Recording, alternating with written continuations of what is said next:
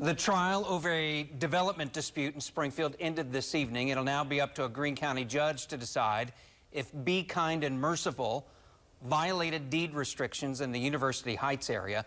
The University Heights Neighborhood Association says a 100-year-old deed prevents the construction of anything other than a home.